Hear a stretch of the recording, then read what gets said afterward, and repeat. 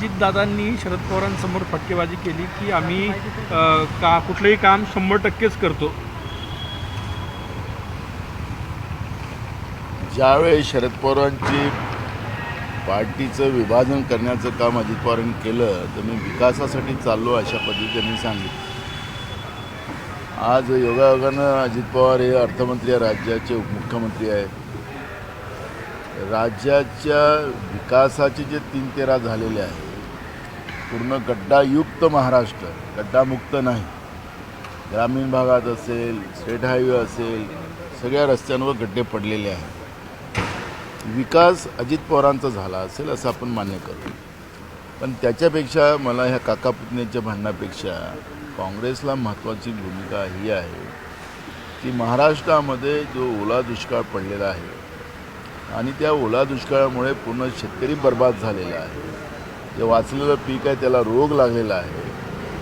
सरकार त्याच्यावर गंभीर नाही आहे आणि एकीकडे बेरोजगारी, महागाई हे सगळे प्रश्न असताना या पद्धतीची फटकेबाजी करून लोकांचं मनोरंजन करण्यापेक्षा ज्या विकासाच्या नावाने तुम्ही तिथं गेला होता तर विकास स्वतःचा, या राज्याच्या जनतेचा, हा प्रश्न या ठिकाणी निर्माण होतो. भाऊ, भाजपच्या बैठक आहे आज विदर्भात आगामी स्थानिक स्वराज्य संस्थांच्या निवडणुकीच्या.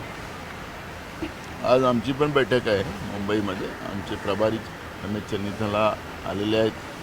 त्यांच्याबरोबर आज आमची पण बैठक आहे. राज्यामध्ये स्थानिक स्वराज्य संस्थांच्या निवडणुका ज्या आहेत त्या निवडणुकांच्या आमच्या पण बैठका सुरू झालेल्या आहेत. जिल्ह्यामध्ये सुरू झालेल्या आहेत. त्यामुळे काँग्रेस पूर्ण ताकदीनिशी या स्थानिक स्वराज्य संस्थांच्या निवडणुका लढेल. राज ठाकरे जर समजा उद्धव ठाकरे यांच्यासोबत आले तर मग काँग्रेसची भूमिका मुंबईत काय असणार आहे? तुम्ही एकत्र लढणार आहात की दोन्ही ठाकरे बंधू सोबत लढणार आहे?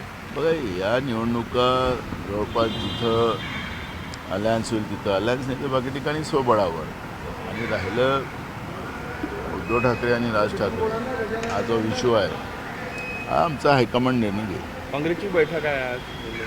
नाही, त्यालाच चालू काय बैठकीत स्थानिक स्वराज्य संस्थांचं बद्दलची चर्चा आहे. पॉलिटिकल अफेअर्सची मिटिंग आज आहे आणि राजकीय ज्या घडामोडी महाराष्ट्रात झालेल्या त्याच्यावरची चर्चा आहे. प्रतापराव जगताप यांना नोटीस बजावलेली आहे राष्ट्रवादीनं. ते म्हटले होते की फक्त मुस्लिमांकडून घेऊ नका, हिंदूकडूनच घ्या दिवाळीची खरेदी.